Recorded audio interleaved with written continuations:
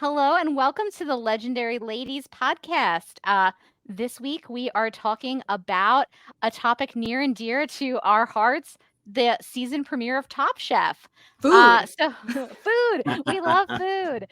So unfortunately, Amy couldn't be here. She also loves food, but she couldn't be here this time because she's going to WonderCon this weekend, which is exciting for her. But her loss is our gain because we have my husband Mike on, who is a Top Chef super fan. And during the pandemic, true story, I think we binged like almost every season of Top Chef. We didn't watch season 1. We have still not. I don't think we ever finished season 2. I think we started I don't season know. 2 and we were like, "This Is it bad? It's just so like it's made in like the format, like the 4x3 format, and it looks very like early 2000s, and like the picture quality isn't good. So it's not the best. I don't think we ever finished that season. No. I was And watching it's very catty. Like a lot of like people trying to sabotage everybody. The more recent seasons are much more like good natured and everybody supports everybody. And I like that a lot more than how do I sabotage this person?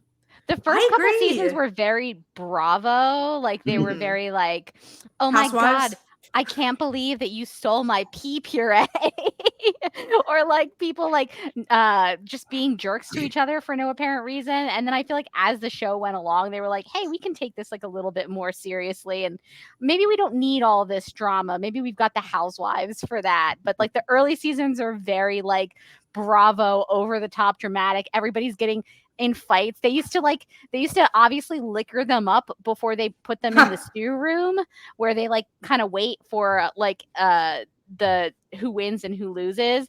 And so everybody would get like super wasted in the stew room, and then they would just start like they would just be like, your dish was like derivative, and like suddenly they're just all in a fight. It was Yeah, wild. that's not fun. I feel like with what I've been liking about Top Chef, because I do want to mention about Hell's Kitchen, which is my favorite cooking show. But Top Chef is just people being bros and being like, "Wow, I made my best friend here," and I'm like, "That's cool," and I love that. Hell's Kitchen had a really, because I also didn't finish a lot of the first season of the first couple of seasons of Hell's Kitchen, because I watched the first season, and it's such weird reality television where first of all, they're not actual chefs. I think I told you that in the past, Morgan. In the first season, they're not even chefs. So they have to So Are they just, like, amateur cooks? Yes, they're just amateur cooks, except there are a few chefs. So of course they're the ones who are winning because they're actual chefs. Fair to the amateurs. Although one amateur did get very far, and she's a fan favorite from like all of Hell's Kitchen because people really love her. But what's really interesting is if you watch those first couple of seasons of Hell's Kitchen, it's all about the fighting. It's all about like you suck. And now it's just like there's maybe like one asshole character, but most of the time people are just like, yeah, we're just trying our best. But Top Chef, I feel like they don't even really have the asshole characters anymore. There's like the kooky ones, but they're not anymore. Not much of that. Not anymore. Yeah. When you get like 6 or 7 seasons. Yeah, I think when you start getting into like the earlier seasons, you'll start to see it. There's one season where everybody was like so deeply unpleasant that I was like actually mad about it. Do you remember the one season where they were all bullying that one girl, Mike? I don't remember. That was actually a little bit of a later season. Yeah. It was terrible. There was like a bunch. There was like a bunch of kind of like mean girls within the cast, and they all decided they didn't like this one girl, and they were all like really, really mean to her.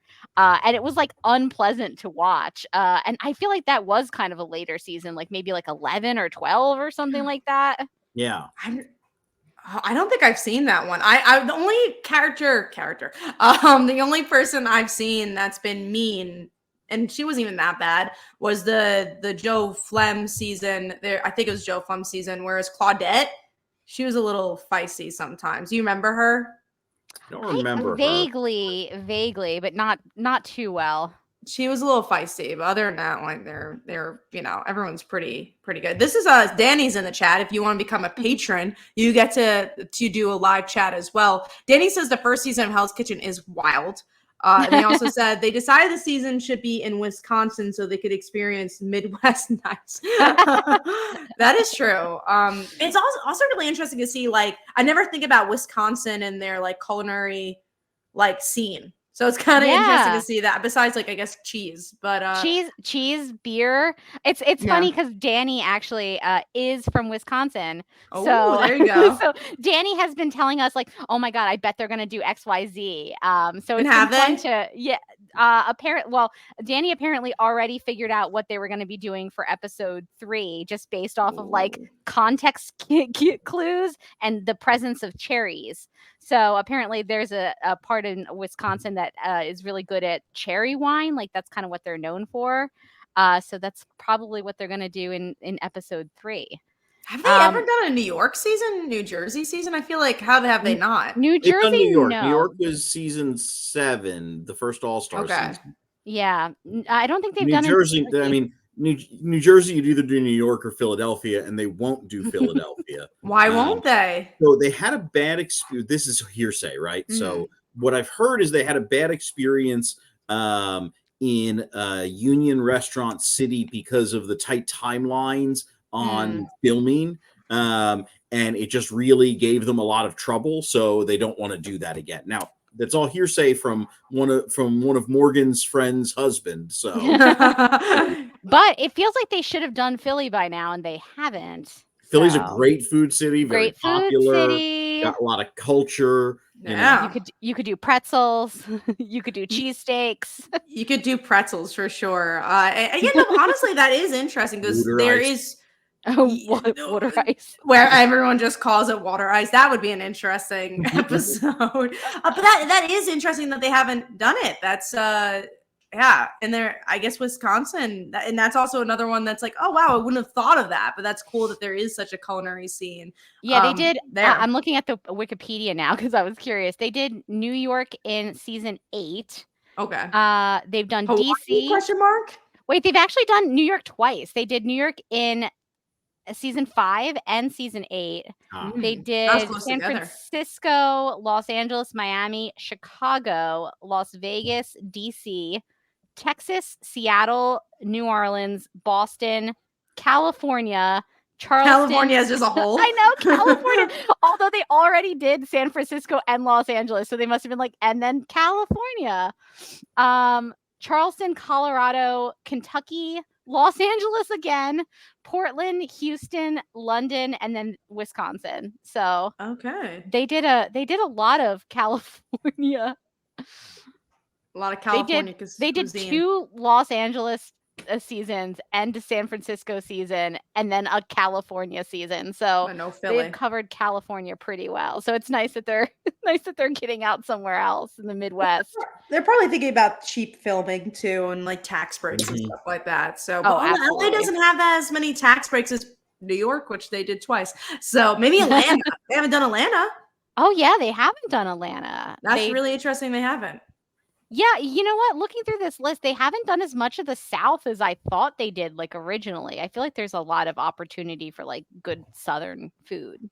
Yeah. Oh, I agree. Well, let's get into this premiere episode, and then we'll talk about favorites of Top Chef, I'm sure, as we go along and talk about like overall of the show. But let's talk about this episode in particular.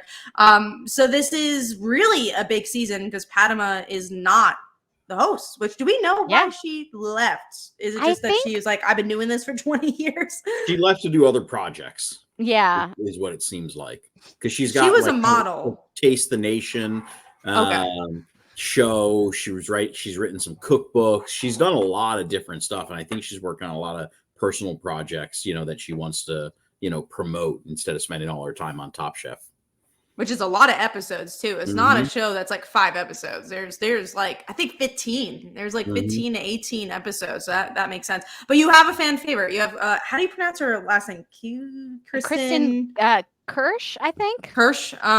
She's a fan favorite. Honestly, before I even watched Top Chef, I knew she was on Top Chef. Like I watched the Food Network a lot, so I was like, I recognize a lot of people from Top Chef because of Food Network. So I was like, oh, I know Brooke Williamson because she's on Food Network all the time. I know Michael Vittaggio because he's on Food Network all the time. But with Kristen, she was doing a lot of like Iron Chef because she was the host for that. She's like kind of big on Instagram. So I knew her outside because she's not really a Food Network person. So, but I think she was a really perfect fit for this. Also, so I've been rewatching her season, not rewatching, watching it for the first time. And I did not know that she was not out in her season, which is really interesting. Was she not? Because she's so known for being queer, and she was not out. In the first episode, her and a friend who she ended up being a Top Chef person later, she got eliminated in that first episode. They were best friends for life. Yes, the blonde. The short-haired blonde. Remember, they were like roommates or neighbors. Yes, they were roommates, and there's a joke in there that says, "Oh, everyone thinks we're lesbians," and obviously one of them is. So it's just like, oh wow, that's hysterical. And I was like, wait, she's not out here? And I was like, oh yeah, Top Chef has been going on for 20 plus years. It's not. A lot of the people that were in the show before weren't out at that point, because that was over. How long ago was that? That was 10 years ago. So it was 2014. We were just watching the Last Chance Kitchen episode that like came out after episode 2. Oh, you watched all those too? You gotta watch Last Chance Kitchen. It's great. I think it's always great having no context to be like, wait, so who's back? They're back. It's just a surprise. You're just like, whoa, what's been going on at Last Chance Kitchen? And they flashed back to Kristen coming back, spoiler alert, coming back through Last Chance Kitchen in her season that she won and then winning the whole season. And it was like, 2012. And I was like, oh my God, was it that long ago? Isn't that crazy? Yeah. So like, what, like 12 years ago? Was her season, and that wasn't even like the first season. So Top Chef has been on for a long time.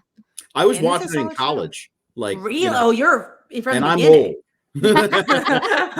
Don't say that, Michael. We're not that far apart in age. So were you watching it from like season 1, or what made you jump in? I never saw season 1. I've still never seen season, and I never will. But no, I've seen from season 2 on. I didn't watch all of them. I stopped watching at some point. Like I watched like season 2 through like 8 and then fell off. And then the later seasons, Morgan and I watched together in 2020. I like the later seasons. I think they're really fun. And I like the personalities. I think they're much better. Yeah, apparently the first season didn't even include, like, Padma wasn't even a judge on the first season. Who was it? Wasn't the host on the first season. She wasn't on it. It was some lady who's not been on anything else. Some poor that lady though. You got to be like, oh my God. It's like the American Idol situation where there was like 2 hosts and then one of them just got eliminated. Oh, yeah. Ryan Seacrest is just like out there living life. The other guy's like, ah. I wish I did that. Also, one thing from the outside looking in, or like watching the first couple episodes, Tom, what's his last name? I guess I don't know any. Colicchio. We'll never be able to pronounce them. Well, I should be able. Colicchio. Yeah. You're an Italian girl. How are you not able to pronounce Mamma mia. I know. And my last name, Calomia, is a very Italian name. He at first I was like, he's gonna be a jerk. And I'm like, no, he's kind of like, I like him. He's just like, he says it how it is, but he's never that mean about it. Because at first, like, he has that vibe that he's just gonna be mean about things. I'm like, no. I feel like he just kind of says it how it is, but in a nice enough way. Yeah, he doesn't seem like he's like, when he is harsh, it doesn't seem like it's because he likes being mean. It's like just like, oh, this is off. But like sometimes, and I would say like sometimes in some of the earlier seasons, Padma would be like, I think Padma was often the harshest critic. Yeah, we were like, whoa, Padma, tell us how you really feel. But it's interesting because when Tom walks into the kitchen, everyone gets so nervous. It's like, oh, Tom's here. Well, he's just such a famous and established chef. So they kind of look at him in that role. That makes sense. Because he has so many such high-end restaurants and so much experience. They're like, oh man. Interesting enough, while I was again watching season 10, having like Emerald and Wolfgang Puck are like main people in the season. I'm like, wow, okay, you got them for like the whole season. Yeah, I forgot about that. Does several seasons where he's on a lot. What happened to him? I feel like he's not on it anymore. Did they cut ties? No, I think he just probably went to do other stuff. You know, those guys all have a million things going on. So, yeah, Emerald owns many restaurants. Bam. He created that word. I like all the different he created that word. I like all the different like famous chefs that they get in. It's like some of them are big, like Emerald, who like everybody kind of knows, but sometimes they'll have big chefs that like unless you're like super foodie person, you don't really know. And then like I now know them like through Top Chef, but like I didn't know them originally. But you could tell that they're a big deal to like the contestants. They'll be, oh my god, it's such and such. I'm like, who? Is I that love when they do person that. big? I love when they do that. I do, like I said, I watch a lot of Food Network, so a lot of times I know it from there. When I don't know if he showed up with Top Chef, but anytime Jonathan Waxman shows up on a show, yeah, oh, he that's definitely has. Yeah, he definitely has. Because the Everyone's first like, time he showed up, Jonathan everyone was like, Waxman. "Oh my god, it's Jonathan Waxman!" I was like, "I don't know who that dude is." But now I know he's But a now, big yeah. deal. If you're a nationally known food name, to people who are not big foodies, you've been on Top Chef as a guest judge, probably.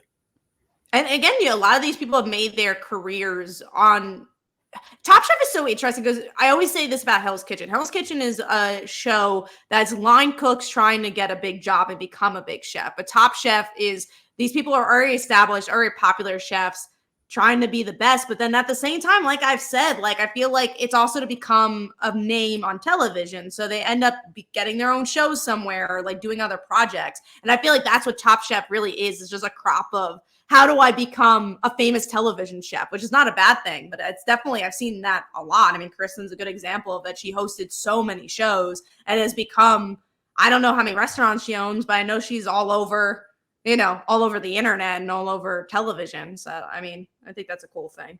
Yeah. I was going to say, I see Danny in the chat said, I love that Food Network is finally recognizing the chefs they have on their shows either won or competed on Top Chef. They wouldn't mention it before. They used to not ever say they were Top Chef contestants. Is there like an unspoken beef between the Food Network and Top Chef? Well, they don't mention Hell's Kitchen either. I think it's just more of like maybe it's a rights thing, but there's been plenty of Hell's Kitchen chefs that have been on Chopped or something, and they're just like, this local chef. It's like they like won Hell's Kitchen or something. They won a whole season of Hell's Kitchen. What are you talking about? That's Top really Chef. funny. They recently just did it, and that was their Tournament of Champions. Like they have a lot of Top Chef people, and they just started being like, this was the winner of Top Chef. They're finally acknowledging that Top Chef exists. That's really funny. They mention Iron Chef a lot, though, because I think it was a Food Network show. That Danny makes says sense. Tournament of Champions always lists their Top Chef credits now. You guys have you watched Tournament of Champions? No. I just know that there is a lot of Top Chef people on it. You guys should be watching it. My boy Guy, he is doing everything for this show. If you love Guy, you would love this show. So it's a March Madness for chefs. So you get to see them in brackets from the East Coast and the West Coast, and they all fight to get to the best. And it's on Max. It's on Max. So you can watch all the seasons. Ooh. Yes. You guys need to watch it. I love it. It is so good. Oh my God. Good. And again, so many of them are Top Chef people. So if you already like Top Chef, I do. Obviously, we do. Well, nobody has recommended it to us, Danny. Huh, Danny? First we heard of this. Now you guys are getting recommended. I need you guys to watch Tournament of Champions. It is so good. It really, and they make it feel very big. Like they're like, no, this is the Food Network show to watch. It's no Beat Bobby Flay. Like, no, this is the show to watch. No Beat Bobby Flay. I mean, we all know that Bobby Flay's best content are his cat TikToks. I was gonna say Bobby Flay has like a whole line of like cat food, and so he does all of these videos with his cat. His cat is named Nacho. I know this because we like when you go to PetSmart to like pick up the cat stuff, it's like there's like big pictures of Bobby Flay. He's like Nacho here. so I'm like, oh, you mean cat food chef Bobby Flay? He only cooks cat food. Danny says best for. This is a really interesting part of it too. It's also just double blind judging, which makes it so interesting. Yeah, so they don't actually know who cooked the food. So they actually have two people who are like food experts explain the food, and the chefs are in the green room and they don't even know what chef it is. It's such blind judging that they don't even know which chef cooked it. They don't even know the name of the people involved. So there's a That lot of sounds upsets. There's interesting. people that like have like, let's say an Iron Chef will lose against somebody who's like never been on a television show. Danny said the chefs don't know who the judges are Yep. either, which is also really fun. They find out as they judge them, but they don't know when they're cooking. That's fun because on Top Chef, as this show has gone along and like previous like new contestants watch the old seasons, like it's impossible at this point to be like, I've never seen Top Chef. What is this all about?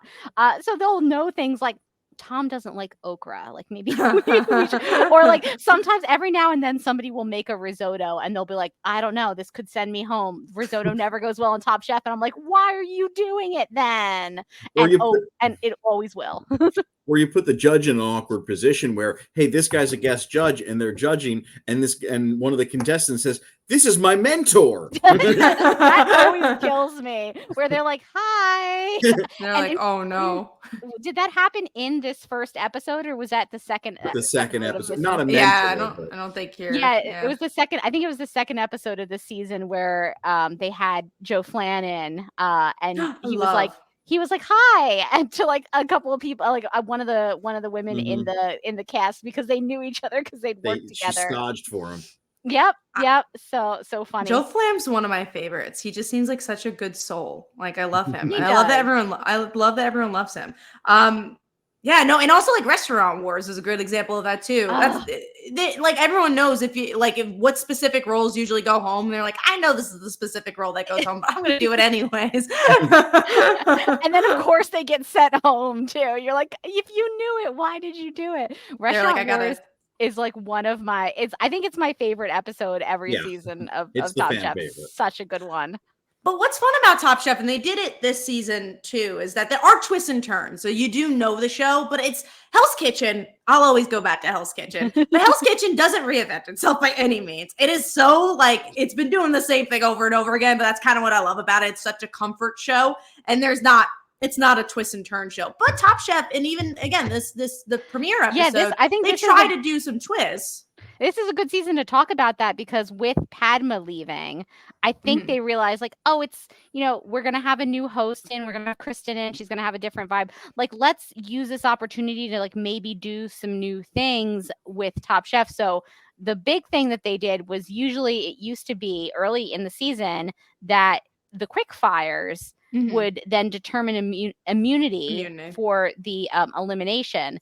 But this season, apparently it's whoever wins the elimination challenge will get immunity for the next episode. So that's kind of a big change, because it used to be that you would get immunity early in the episode and then you were safe for that episode. So you knew you were safe for that episode. Now it's like at the end of the episode, you're safe for the next episode. So that is kind of a big change in terms of like Top Chef rules.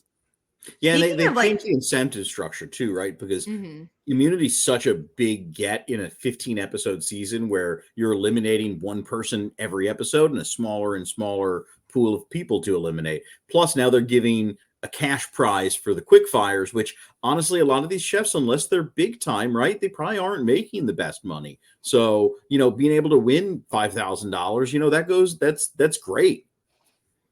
And it's something that's crazy to think about, because you think about like, okay, 15 chefs, how long they're actually there for. Week after week, like winning immunity, we don't know what the filming structure is, right? So if you did the immunity quick fire and then you did your episode, it's like, all right, that maybe was a day or two. Now you might be able to like take a breath for a week and be like, oh, okay. Yeah. Like, now I know I'm okay for next week. So Danny said in the comments they were in Wisconsin all summer. So wow, probably 2 to 3 months. 2 to 3. Yeah, Danny said they were here for 2 to 3 months. So yeah, that's something that Padma has talked about in like stuff that I've read with her, where she's like after Top Chef, she has to like usually go on a diet or like start a workout regimen, because it's like she's just eating so much food for like a kind of a long period of time. So yeah, they do film for kind of quite a while. So yeah, I think it probably would be nice to like have the pressure come on. Not that anybody was stalking them, but probably nice to have the pressure come off and be like, okay, well, like I'm gonna do my best, but in the next episode, I know I'm gonna be okay because I got that immunity. So that is pretty different.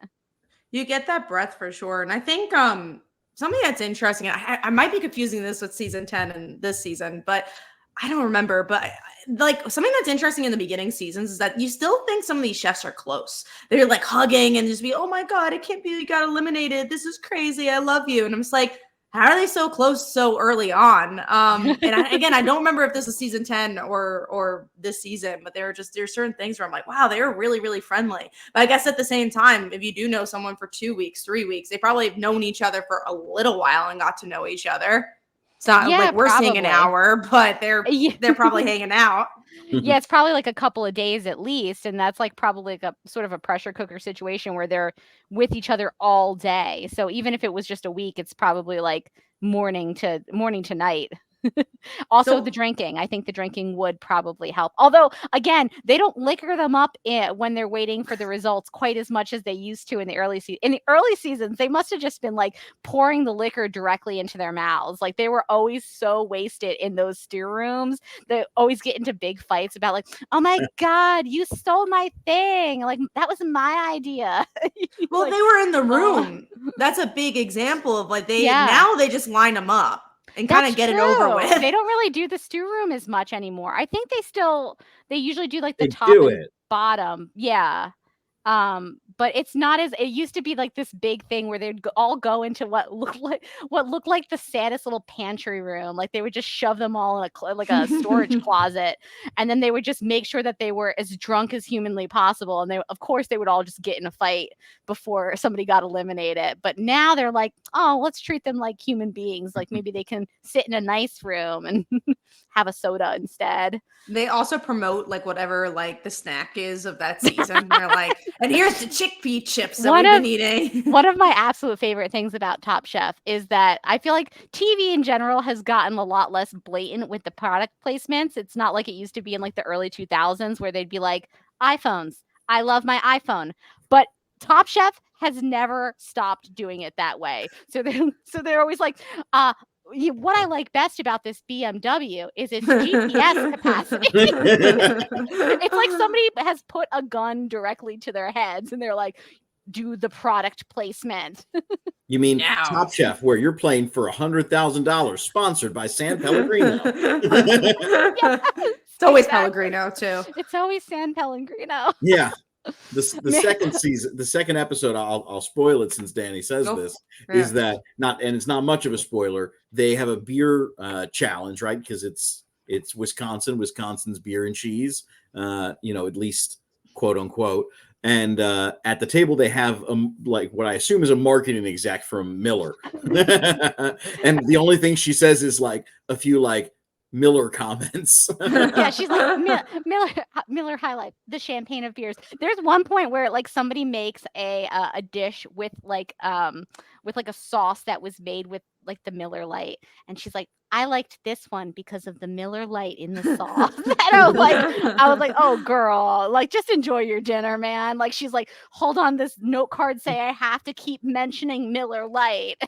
That's so funny and so sad. It's the best. But that's why Top Chef. Like I'm always curious. Like I guess it is a show that's still doing very well. But I'm curious if it's like people watching live on Bravo. Is it because of streaming? Because Peacock they allow. I mean that's where I've been watching. I even watched this episode on Peacock. I didn't like go to Bravo and watch it. So I'm curious like how well it's doing, but also they have these big sponsorships, so I feel like it doesn't even matter how well it's doing. I kind of also feel like they have found a way to monetize this show from every possible human angle. Mm-hmm. So it's like that's why there's so much product placement where it's like they get into the cars and they're driving to the grocery store, and it's like what I like best about this car is the comfortable seats. It's like there's obviously a producer in that car that's like, what do you like about the car? What do you like about the car? Tell me. They also go to Whole Foods. That's how they're making their money. Yep, they're going to Whole Foods. They're just sponsored, and then a lot of the challenges are sponsored by things. I remember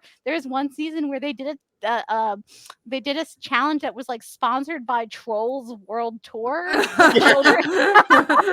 children's movie, and I was like, I mean, they're just taking the money. They're like, what was the whatever. challenge? What What did they have to do? I feel like they had to make something out of candy. Oh, no. But maybe I'm wrong about this. But Or trolls. Or maybe trolls. They just throw the dolls. They had to use every part of the troll. The prize was 2 tickets to the world premiere of Trolls World Tour. I would not want that. I mean, like keep it. Could I give this back? Can I have the money, please? Is there like a monetary value I can cash this in for? I didn't see Trolls 1 through 2, so this might be hard. I'm not gonna be able to follow the deep mythology of the Trolls universe. Oh, I'm reading about it, and it's even better. They made us watch a trailer of the movie during the episode, and the contestants, they showed their reactions. And they made them use very colorful ingredients for the quick fire. Okay, that's what it was. I was thinking candy, which doesn't make a lot of sense, but it doesn't make. They have done candy. That was probably for like a Smarties product integration or something. Because they don't do desserts as often. Like they do them, obviously, but because they're not pastry chefs. But I also don't like dessert. As you know, I don't like watching people cook eat dessert. So like, I don't want that. I don't want to eat that dessert, so let's move. I'm not interested. Yeah, I feel like they mostly do desserts when they're doing team challenges and they have to be like progressive menus, or when they're doing restaurant wars. And then outside of that, they don't really have that many dessert challenges, which I think is fair because they're, most of these are like chefs, like savory chefs, not like pastry people or bakers or anything. So it feels like it would be a little bit mean to go on Top Chef and be like, this is our all baking season. Hope you're ready. And like, although I will say every season I'm so shocked that like presumably the contestants know where like the season's going to take place, and they'll hit them with like the most so like Wisconsin, they'll hit them with like the most obvious thing. They'll be like, all right, we're doing a cheese challenge, and the contestants will be like, I haven't used cheese in 10 years. And you're like, and you don't want to try to maybe make some cheese dishes before going on the Wisconsin season? Like they do this all the time. Every time they're unprepared like that. I've never used a pressure cooker before. The pressure cooker kills me every time. Pasta. I'm sorry, you're going on Top Chef. You might need to use a pressure cooker. Everything's timed. You're almost definitely going to need to make a pasta at some point. Yeah. Practice. But that's also wild that you like. I feel like even as a home chef, like I've used a pressure cooker. Like I'm not a chef, but like I've used it before. That's like when I judge a little bit. Like I don't even cook, and I'm like, well, I have an instant pot, and I know how to use that. So I will say I've never made pasta. Excuse me, I made you the soup that one time. Do you remember? You were sick, and I made you the soup. How dare you, sir? It was good. It was like 5 years ago. Have you used it since? I make rice in it. There you go. We have used it as a couple. Me individually, not so much. Rice is always, I love rice, but I feel like is so involved to make a really good like fried rice. Because some people say, you should, actually most people say is like, get old rice. Like, so you have to cook rice and then put it in the fridge and then cook your meal. So it's like, it's a day affair because they're like, all right, I got to cook the rice, then I'll put it in the fridge, then I'll actually cook my meal. And that's just about food. Stop at a takeout Chinese place, buy some rice, put that in the fridge. Yeah. Yes, that also works. White rice. Yeah. Not the most cost effective, but if you're lazy. But if you're lazy. So I actually make a great fried rice, and it's because during the pandemic, Morgan bought me a great present, and it was she paid for a Top Chef contestant to teach me how to who was it? Rice. So it was Angelo. Sosa, I don't know if you watch the early seasons. I don't think I saw how to make fried rice, and it's great. This was like early in the pandemic when all the restaurants were really struggling. And so they were doing this thing where they were raising money for charity. Yeah. Raising money for these restaurants and restaurant workers. And the way they were doing it was like offering these sort of Zoom sessions with like, well-known chefs to teach us something. And I was like, Angelo from Top Chef, and then he taught us how to make his famous fried rice, and That's it so fun. continues to be very good. It was really fun too. It was a little challenging because we would have to like move the laptop and like angle it towards the stove and be like, okay, is that enough? Is that enough stuff? And he was like, yeah, it's looking good. That's He's so great funny. though. Angelo, great guy. I gotta have your guys' fried rice one day when you come to the pool. You Yes. gotta Oh, be yes. fried rice. Listen, you let me sit in the pool all day, and I will make you fried rice at the end. I think I'm gonna accept that. We'll trade fried rice for pool access for sure. I'll It trade was so any dish I make. For pool access, that's awesome. I think I can accept that because I want your food, so I will do that. It's funny, today I was making dinner and we're doing our packing for this. Actually, we finished this Beast and Snow packing at 2,000 backers. We finished today, so I was very happy. God, but I cooked baked macaroni and I cooked it like right before we were packing, and I kind of like forgot about it. I was like, oh, I gotta reheat it, and I was serving it and I was like, oh, I don't think it's going to be great. And I genuinely said that because I was like, oh, I was kind of rushing it, so I don't think it would be good.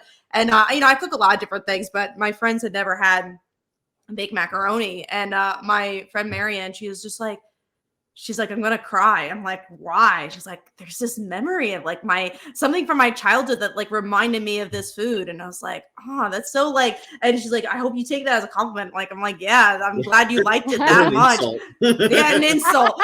She's like, oh, I hope you know that's how much I like this food. It's like the best you've made. And I'm like, really? This is like something like that was so like quick. And sometimes I'll make something that I'm like, oh, I'm spending all day, and I'll eat it, and I'll be like, oh man, I kind of wish I didn't spend 5 hours on that. One of the easiest things I make is one of the best things I make. So yeah, it's so interesting. The TikTok pasta. It's the TikTok pasta. Which one? So what do you do? It's just like feta and tomatoes. You get a bunch of cherry tomatoes, and you get a block of feta cheese and some garlic, and you throw it in olive oil. You throw it in the oven, and then you take it out 45 minutes later, and it's delicious. And you just kind of move it around. Yeah, you mix it up, and then you're like, done and done.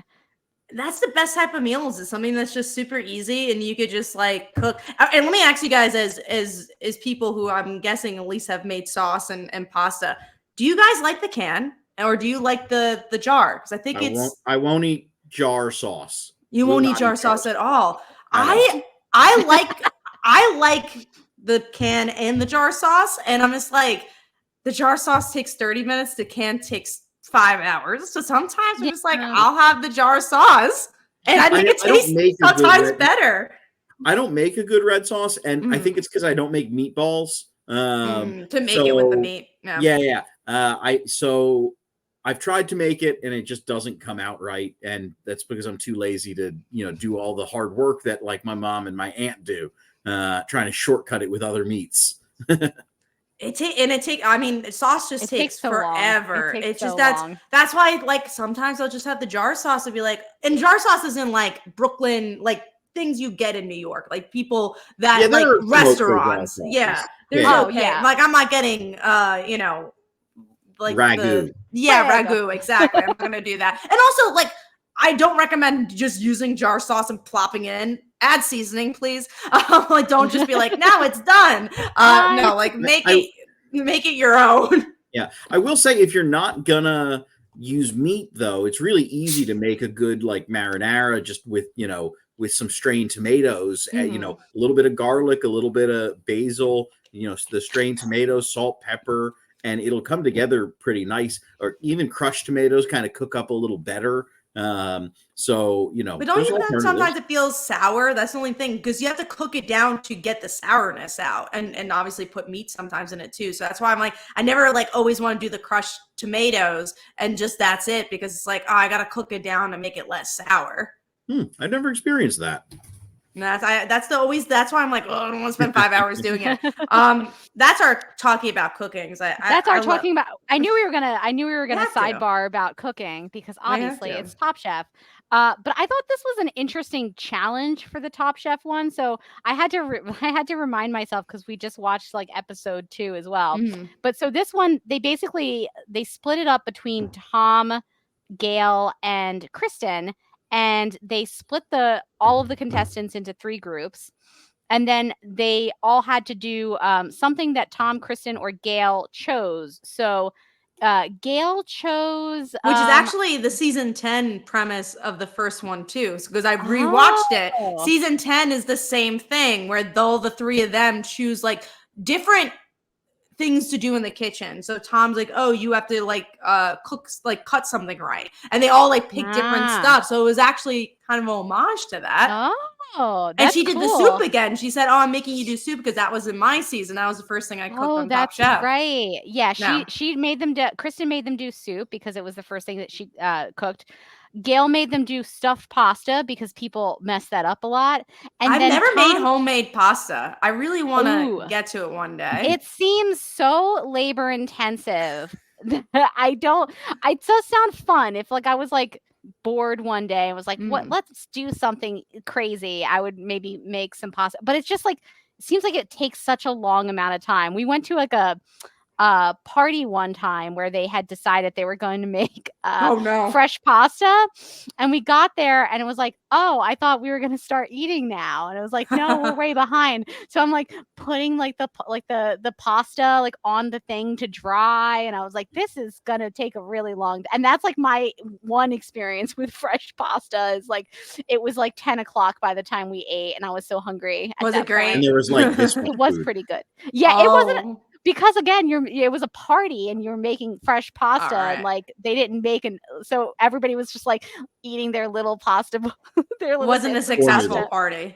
The party was fun. I was hungry though, that's for sure. I feel like food's the number one. Hungry, and I left hungry at that party.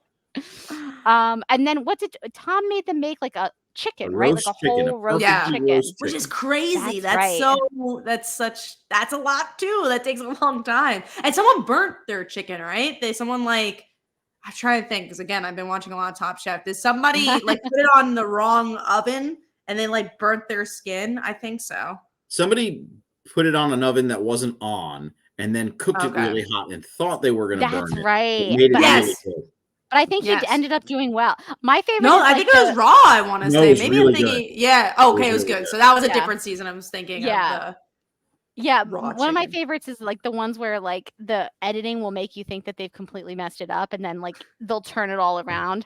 So the editing on this one, I remember the one woman was like, I haven't done pasta in like 10 plus. And she like won. Like, I've barely ever done pasta, and then when she like brings her pasta out, they're like, oh my god, it's so lovely and thin. It's like it's a beautiful pasta. But she was surprised though.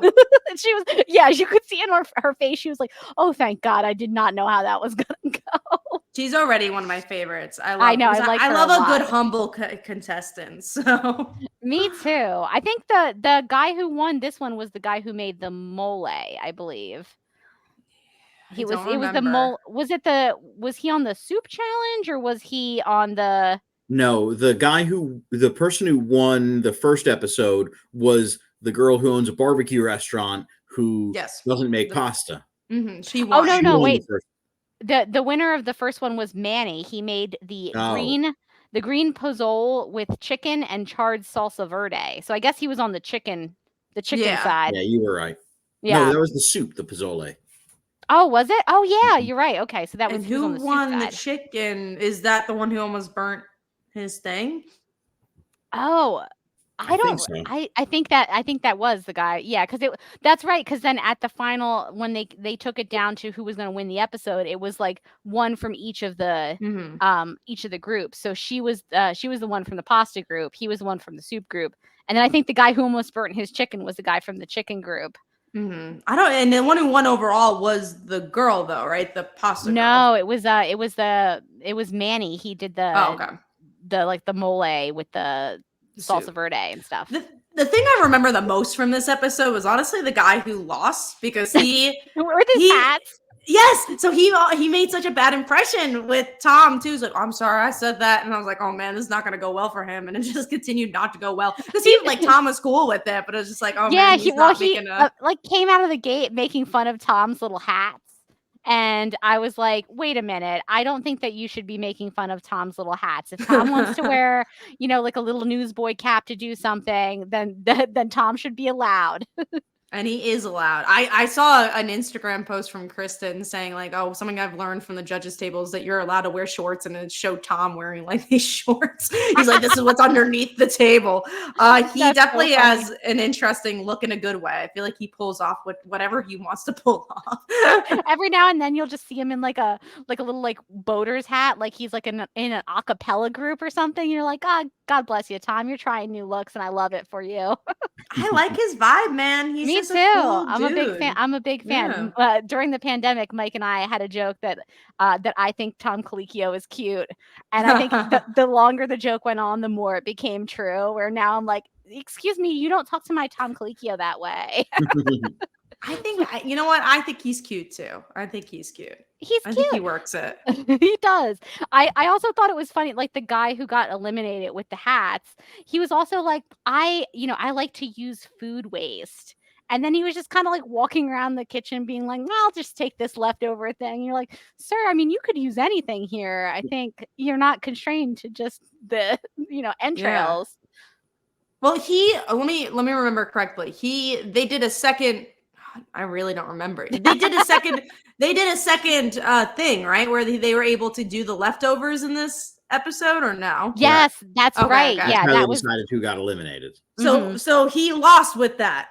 He's really good at food waste, but he lost with I know. Yeah, so that's I think he lost for making fun of Tom, honestly. You don't talk about Tom's little hats that way. How dare you, sir? Yeah, I forgot about that they made them all kind of like cook for their lives at the end. Which was cool. That was a good twist too. I liked that, actually. I liked that. Like that they were down to 3 and then they just made them all get back in there, and because anybody could have at that point saved themselves. So I thought that was good, because sometimes you just mess up one dish, but you're overall good. So that's one of the things I like about Last Chance Kitchen is like every now and then like something will just happen, they'll just whiff it. Also, some of the challenges, like the group challenges and some of the challenges where they're like, you have to cook your meal outside in a tin can over a little bit of heat, and you're like, but I couldn't, and they're like, it's not cooked all the way through. It's like the fire went out. A bear stole my food. It's like, so I like that Last Chance Kitchen like gives them a chance to like come back if they got knocked out for some reason that's like ridiculous. I agree. I think that it's, again, Kristen wouldn't have won. Joe Flem wouldn't have won if that didn't exist. So I like that. I was just thinking about, you mentioned making a like an oven outside. There was a contestant in, I want to say it was Joe Flem's season. I forget her name. She they're in the snow. I think it was Colorado. That was Colorado. And she made an oven in the snow, and it was like one of the most. Oh my God. I forgot about that. That was so cool. Yeah, I loved her too. She was really fun. She got pretty high up. I think she was one of the finalists, and she like came back a lot as like a guest judge, but I cannot remember her name. There was one season where they made them like do like a decathlon, and then at the end of it they had to cook, and I was like, now they just like I feel like they don't like the contestants. Like this is just cruel. I remember a season where they had like fish for their own fish. Yes, you remember that one too. If you don't catch a fish, you're fucked. Yeah, and they were. And it was like the final 3. It was far in that it was like that was the quick fire. Like you have to catch your own fish. It's like, oh my God. You can see them panicking as they're like casting into the There was another one where they had to cook in the highest restaurant altitude wise, and the altitude was wrong with some of the cooking because it would like affect the cook in the heat. I thought that one was so interesting. I think that was like the Colorado season or something. Yeah, Colorado was really good. I really liked that season. Yeah, that was a good season. I thought that was so interesting because I would have never thought that like the altitude could affect what you make and like how it cooks and things like that. But like, yeah, that makes sense. Yeah. Look, Top Chef's great. If we haven't sold you on it, or I do wish Amy was on tonight because she has not seen Top Chef. That's right. She's not a big Top Chef watcher, so yeah. She likes maybe we could have gotten her into shows it more. I think that's true. I think she's like a Great British Bake Off, which we are as well. Who doesn't like the Great British Well, Bake I think maybe Kat doesn't. I've never seen it. I mean, I've never seen it, so I can't attest to it. It's very peaceful. It is very peaceful. If you guys would, if we do an episode for it, I'll do it. I don't Nice. love the sweets, man. I don't love the sweets. So when I see it, it's like, well, I don't want to eat that. When Bake Off comes back around, we're gonna have to do an episode about the Great British Bake Off, and then I'll accept it. Then me and Amy can like gang up on you and be like, "How did you not? It had a soggy bottom." I think I'll at least. I think unlike we did our fantasy episodes in the past. I think those are my. I really can't get into it. I think at least with the baking stuff, I'm like, there's something I like food shows, so like I think there'll be something I'll like about it. Yeah, I think it'll be a better experience than like say watching Damsel. So I think Damsel that just wasn't a very good movie. Then that was pretty bad. But our viewership was pretty good for it. So. Hey, that's great. People wanted to know how much we liked it. Spoiler alert. Listen, the not secret much. is talk about things no one's talking about, and people will have to listen to you. That's true. They put it in their little search bar. We pop up. Hello. They're like, wait, you're the only one talking about Damsel. I guess I have to watch. All right, I guess I'll watch it. And they're like, I guess I agree that this movie's bad. Imagine watching that movie and then trying to look for people talking about it because there's so much meat. I know. Oh my God. Imagine watching that movie and being like, oh my God, I loved it so much. Oh, these girls are talking about it. I bet they loved it too. Like there are some people who started watching and like, oh no. This is where you lose the viewers who said, oh man, I really liked their episode about Damsel. I will say, if they watched Damsel from the beginning and the end of that podcast, I think they would have formed their opinion of, oh, they really hated that movie. I don't like these girls. I don't think you'd have to listen very long to that episode to be like, I don't think they liked it. They didn't like it as much as I did. I will say, I was a little concerned when Padma announced she was retiring from Top Chef. I was like, no, Padma, don't go. But I think Kristen's doing a really good job so far with hosting. And I really like her. Didn't expect to like Kristen as the host because Padma did such a good job. And, I always found Kristen in her season to be maybe a little aloof. Or like, set aside. But, when she's came back as a guest host, I've always liked her. But I said, is she up for, hosting this season? And honestly, she's done such a good job. It's felt really kind of seamless since Padma's departure. So I agree. Think they're really set up for success in the future. I don't feel like there's anything missing. Obviously, I still miss Padma, but they made it different enough where it's like she's not copying her. She's doing her own thing. But did you guys watch the new Iron Chef on Netflix? So she hosts that, and she did a really good job for that too. But she does a really good job at fitting the vibe of that show. Like she hosts this very differently than she hosted Iron Chef. Like Iron Chef, she's trying to do Iron Chef. It's very quick, it's very witty, and that's what she's trying to play off of. And she has the guy who's in the original Iron Chef. I forget his name. Yes. So he's still on it and she's playing off of him. So it's like they have that chemistry. But yeah, it's really interesting to see her host two different shows, but have a very different vibe. But also one thing I really appreciate here is that you could tell she feels very safe and she feels at home. Like you could tell that Top Chef's a family and she's just being part of the family. Like she already likes these people a lot. Yeah. And I think that I was going to say, I think the COVID season also showed that because I know that they all had to kind of like bubble together in that COVID season. And they brought back a lot of past contestants to be judges and things like that in that season. So I feel like they had kind of seen that like, hey, past contestants can work really well on the show as like judges. So I think it's like one step further to be like, what about the host too?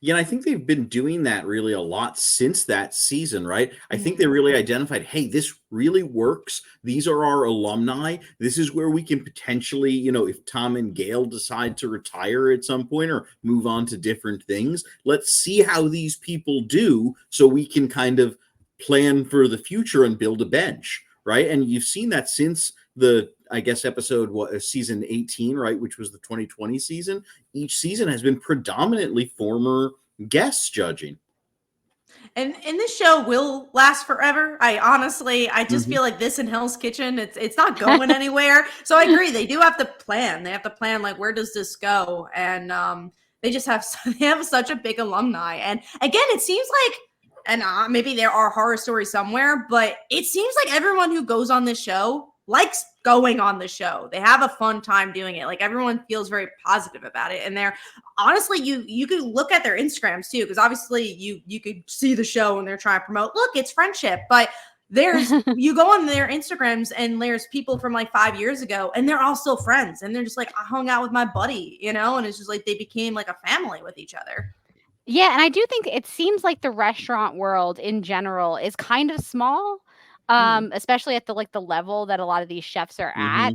So Sure. like you do notice like you know in some of the later seasons that people will kind of come in already sort of Knowing having each other. knowing each other. So it does make sense that like a lot of them once they go through Top Chef, like they kind of all become friends. They like talk to each other. If they're in the same city, they're definitely going to run in the same circles. But I think that is one of the fun things about watching Top Chef is just kind of seeing the old contestants come back and like what they're doing now and how well they're doing and things like that, because Top Chef definitely has made multiple careers out of a lot of these chefs, like not just Kristen, but like, you know, tons of the chefs I think Not just blew winners up. either. Yeah, not just winners either. Like some of the people who didn't win but still did like really good in their seasons. Carla didn't win, did she, Mike? No, and she's like she's as big a name as anybody from Top Chef. Yeah. Which one's Carla? Look up Carla Top Chef. You'll know exactly. She's on the Today Show. And she's got like a big energy. She's like, yes. hello. And she's from I know she is. She's everybody knows who Carla is. Yeah. She's in the baking show for Food Network. I think she does. Oh, she does. That makes sense. Yeah. Yeah. So I guess I didn't even know she was a baker. But yeah, she seems like she's a big voice. She did not win. That's crazy. Yeah. I know. It is crazy. Yeah. I think she made it pretty, if I remember right, she made it pretty far into the season, but she didn't win. But yeah, to your point, it's not all the winners. Like a lot of the runners up are also doing really well. Eric Ajikpom, I think is how you pronounce his last name. Yeah. He did not win his season. He has a new show on Food Network. He's done a couple of shows on Food Network. So yeah, it's cool. One thing that's interesting about watching this season, because again, this is the first season where I'm not binging it and I haven't like known the contestants already. It's like, oh, I know Shota. Like he's been on Food Network. Shota. I love Shota. I love Shota. He's so cute. But what's interesting is that I don't know any of these people. So it's honestly like, oh, I don't like it'll be interesting to see who I like glob onto. It's like, oh, well, who will I like? A person I really liked from the last season I watched, which was we were saying that the person who cheated on his wife, which I don't remember his name, but he won the Top Chef. He was a Gabe, yes, and there were two Gabes in that season. I really liked the girl who was the Olympic runner. And I was like, Dawn. I didn't see her. Dawn. Yes. Love Dawn. I just like Dawn. And I didn't know her previously. She wasn't someone who I knew from like Instagram or Food Network. And I was like, I just felt attached to her as I was watching the season. And that happened because I've been binging and like, oh, I'm attached to Shota because I already know Shota. Like this season's gonna be really fun is because I don't know anybody. So I'm like, oh, who am I gonna attach to? Because it could be like Dawn, where I was just like, I love her energy and I just love like her sportsmanship. And I love, oh my God, the episode where what was her name? Dawn's there was an Asian girl. I don't remember her name. Oh man. I'm trying to remember her name too. I liked her a lot too. She moment, she also had like a really bubbly personality. Yes. And do you guys remember the moment where Maria she was gonna get eliminated and she's like, oh no, I want her, I'll take her place. I was like, oh my God, this is such a and then like everybody was such crying. a sad moment. Yeah, because it's just like, but that's to show like how these people make the relationships with each other, but also like how they become such likable people on the show. Because again, Hell's Kitchen is so different, where Hell's Kitchen, it's all about being for yourself. It's all about like, if you put yourself down, Gordon Ramsay most likely will eliminate you and be like, you don't trust yourself. You don't have enough ego for yourself. And this show is so different, where it's like, no, if you help the other person, it's almost like a positive, where it's just like, no, you're just helping out your fellow chef. So it's so different of how you win Top Chef. It's really, yeah, that's really true. I was just thinking about like how you said that the chefs all kind of hang out. I remember seeing like a year or two ago that the group that did in Shota season that did Restaurant Wars together, they opened up like a little pop-up of the Restaurant Wars concept and did it for like a couple weeks. And I was like, I'm so mad I don't live in Seattle. I want to eat there.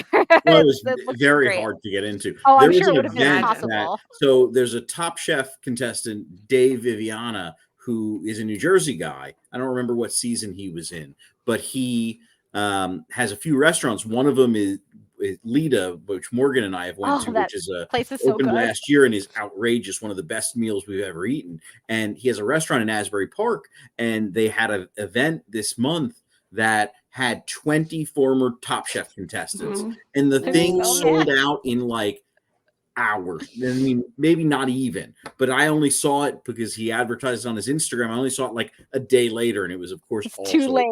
Too late by then. Wow. But it shows also, like, I mean, obviously we were talking about it and Danny likes it. Like, Top Chef also just has a very loyal fan base. So it's just It's like, true. oh. I remember, because if you're a like, foodie too, like you're just like, oh, I want to go to good food. Exactly. I remember, like, can't back believe in you the haven't watched it before now, honestly. If you watch Me all too. these food shows, it's the food show. It really I is just the food I show. felt like because I had so many seasons, I'm like, oh man, it's such a. Now I'm just like, I gotta watch it. You know, I won't watch season one. The only danger of like skipping around seasons is that Which I have been doing. they often bring, because our friend Sarah was also skipping around seasons, and Mike's sister was also skipping around seasons. Is that oftentimes they'll bring out like former winners from previous seasons, and they'll be like, this person won season 9, and you're like, oh man, I didn't watch that one yet. I don't mind the spoilers because I forget them. I'm just like, Perfect. I don't mind the spoilers as much. I really believe if you haven't watched Top Chef and you do care about spoilers, start at like season 4 or something, or 3. Oh yeah, definitely don't start at 1. Don't do that. Just keep going because you won't spoil anything that way. The first season I watched was because of Netflix. I remember I didn't have that much. I wasn't watching anything at the time, and it finally went on Netflix. And I was just like, "Oh, season 6 on here. I know these two. It was the Vittaggio brothers. I'm like, oh, I know them from other shows." And I watched it. I was like, "Oh wow, I actually really like this." And then I did not have Peacock at the time, but that week, one of my friends randomly gave me Peacock. They were like, "I have Peacock. Do you want my login?" I was like, "Hell yeah!" And then I saw, wait, Top Chef's on here. I guess Top Chef time. But then I started with season 6, so I was just like, well, now I want to skip around and like watch seasons that people say are really good. So I was like, oh, watch. This person, I know that person, and now I'm just all over the map, and I'm just watching all different seasons. Now I'm on season 10. Yeah, I think for a while we were skipping around seasons, and then we just decided to at some point be like, let's just go chronologically. They keep on bringing in the former winners, and it keeps ruining future season or past seasons for us.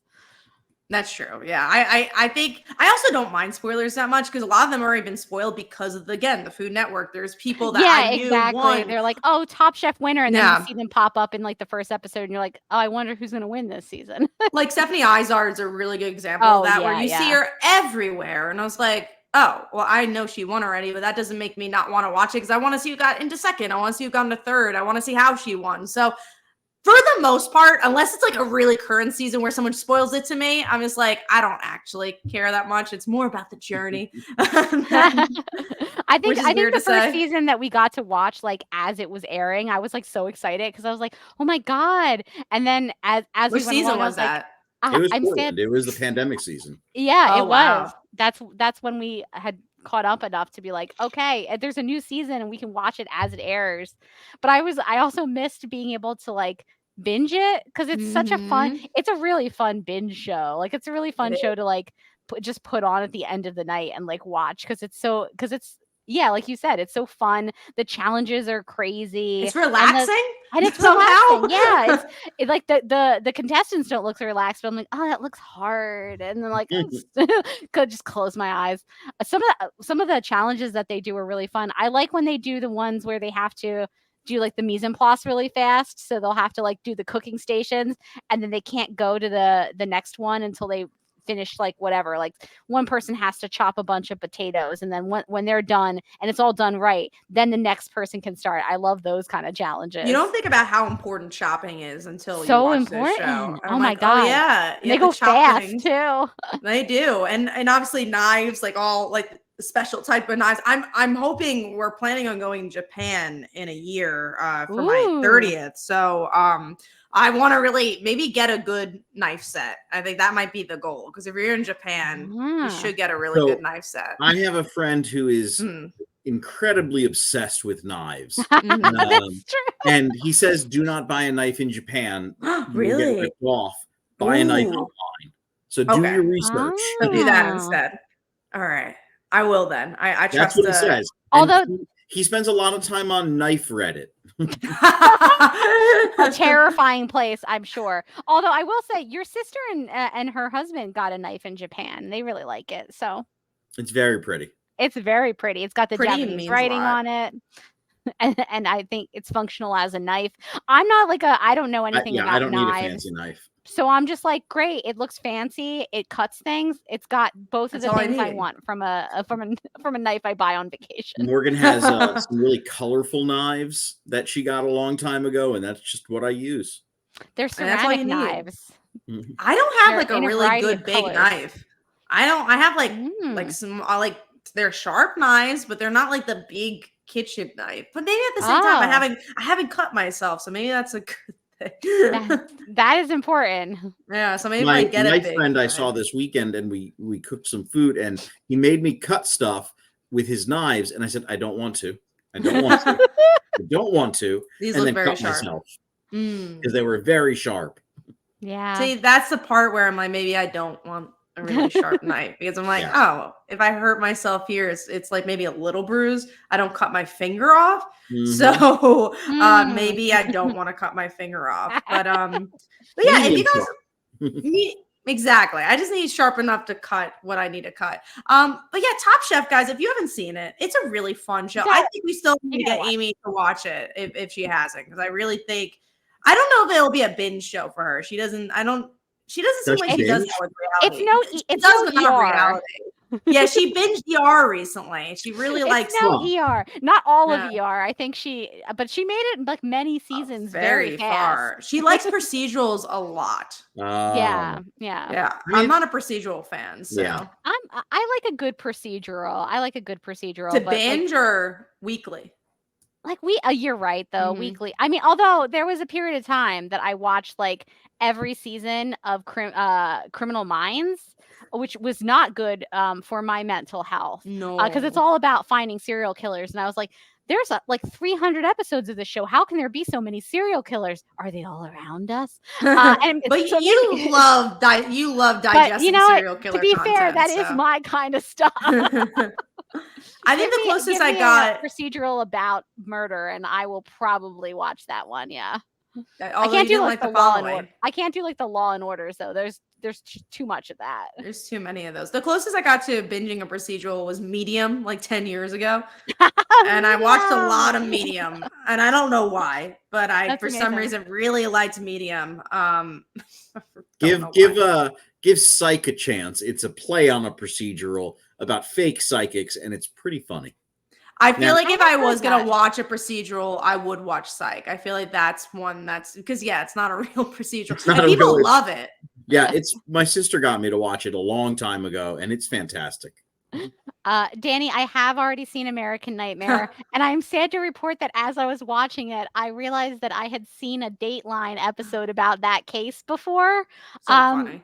So I was like, oh, that doesn't say good things about me, but that is a crazy story. And if you're into true crime, American Nightmare on Netflix is wild. Like the twists and the turns that one takes is like truly crazy. I haven't even heard of that one. Well, recommend all your true crime interests to Morgan, and it'll give me more time to play video games by myself.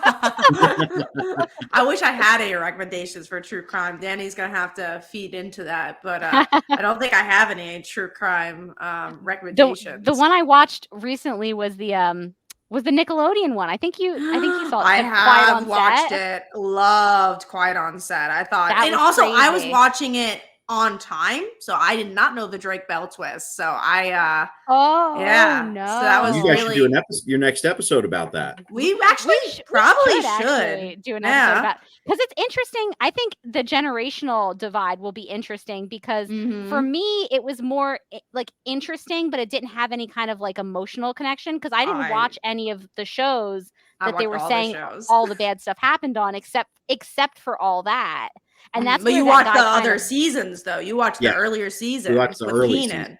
Yeah, with Keenan, I watched those, but that's like when he was like that the main guy was getting like starting out, and he was bad but not that bad.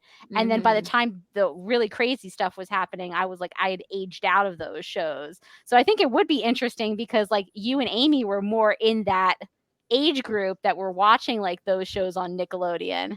Me in particular, like that all those were me as a child. Like I grew up with the Amanda Show and that Oh my season of all God. that. So because we have a little bit more of an age gap between me and Amy. So maybe she was just getting out of it. But that was like Oh yeah. that was like my generation. So it's just like, Wow. wow. Because also like even if you go further, like the Drake and Josh show, we watched that, so it's just like, oh wow. But we definitely should cover that. I think that'll be a good We should one. also cover it because like right after I watched that, I was like, oh, didn't I buy the Jeanette McCurdy book? Like I should I have read it that. too. I have it. I like no joke. I think I read that book in like 4 days. Really? Well, it's also the chapters are really Mhm. short, so you can like at least I could always heard it's justify funny. like one more. I should just read one more. I should just read one more chapter. Like the stuff that happens in that book is wild. Like her mom was terrible. When Morgan says, "Hold on, let me finish my paragraph," she really means "Let me finish my chapter." Yeah, I mean, me I finish do all of lie it. about that a lot.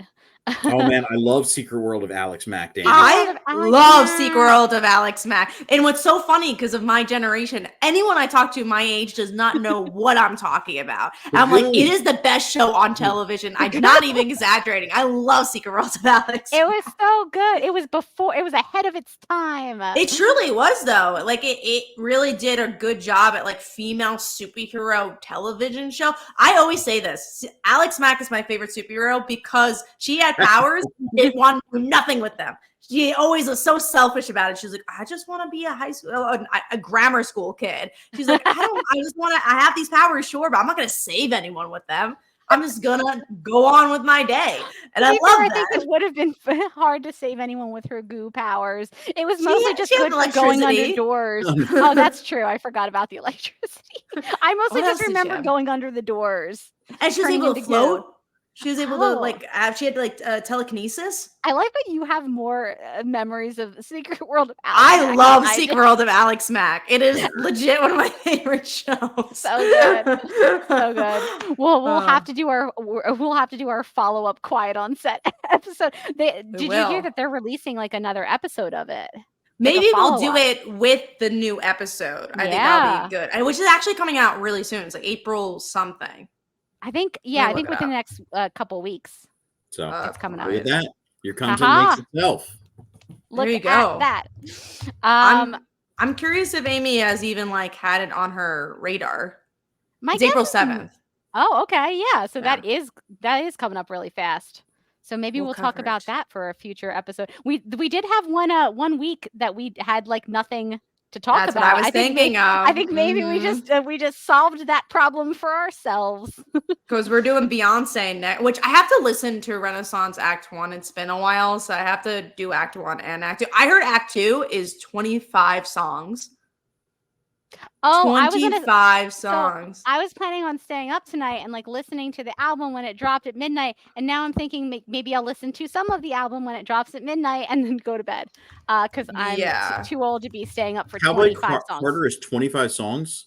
Supposedly. That seems like a lot. That's a lot of songs. Marianne was telling me that, and she knows a lot about Beyonce. So I was like, I want to believe her that it's 25 songs. I just know that she's doing a cover of Jolene, and I'm excited. I know Post Malone's on a track, and supposedly everyone's upset about it, but I'm not because I love Post Malone. Post and Malone's I think he's phenomenal. Who's upset? Yeah. I think because the poppy people are like, Post Malone's not that. First of all, listen to Post Malone because he's actually a very good country singer as well. So he's a very good folk singer and he can sing everything. And I think Post Malone can do it all, including play magic. That's yeah. Yes, he has that expensive card, right? He's got the One Ring card. He paid $1 million for it. And also, he's the nicest man. I love Post Malone. He seems like the best. So nice. And he's a good Mythical Morning fan. Is he really? Mm-hmm. What were you going to say, Mike? Oh, I was going to say, every time I see him on Magic content, he's just like the nicest, most pleasant guy. He's just so happy to be there and promote other people's stuff. He seems real. And he calls everyone sir, and I love that. There's something Post sexy Malone about just Post seems Malone.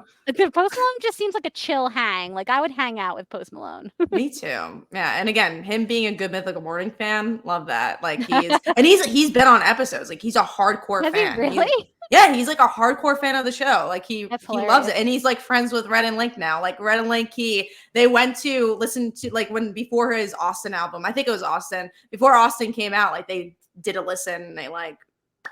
I'm a big fan, so him singing with Beyonce, I'm happy because supposedly people are upset, and we'll do more Beyonce content obviously next week. But people are upset because it was rumored that Miley Cyrus was going to be on on one of the tracks, and she's not. Supposedly she's not. So people are like Post Malone and not Miley. That's so weird because I saw a lot on Twitter today, and maybe I mean you can't trust anything you see on Twitter anymore. Most of it's misinformation, but I did see people talking about Miley being on the album, so. Maybe she is tonight. We'll find out tonight, I guess. No, I am gonna listen to it. I think tomorrow, though. Well, maybe I'll listen to some of it tonight, but I really want to like do a whole album listen. Yeah, I think that's my plan is to listen to a little bit tonight now, and then I can't do 25 songs. I don't have that in me, but no. So spoiler alert, that is what we're going to be talking about on next week's episode. And after that, quiet on set. and then after that, quiet on set. So look at that. You've now got the full schedule. As usual, we would love it if you would support us on Patreon. It's patreon.com/thelegendaryladies. Like Danny, you can join us in the chat for these live recordings. You can get episodes early because usually we record a couple days before we post. Sometimes we double record, and you will get things weeks early. So that is fun. Danny says, hope you enjoyed the season of beer, cheese, and cherries on Top Chef Wisconsin. We definitely will. So we're going to go around, and Kat, what do you have going on right now? Honestly, I just had a Kickstarter finish, so for 1 week I could say nothing. Whoa. And then on Monday I'll have a new Kickstarter, but we'll promote that next time. We'll promote it next time. But yeah, we're prepping for big con season, and just follow me on @ComicUno if you want any of that info. Nice. You can find me as a co-host on Supergirl Radio. And Mike, do you want to anything you want to plug? I am going into my year-end close, so I'm going to be working 100 hours a week for the next few weeks. So everybody send me good vibes. Send him the good vibes. Send him good vibes. Send me true crime documentaries. I am going to have a lot of free time suddenly, and I'm running out of crime content, I guess. So I don't believe that. I'm not running out of it. I just don't know what the good stuff is. Like I want the wheat from the chaff, you know? I don't want to watch the bad ones.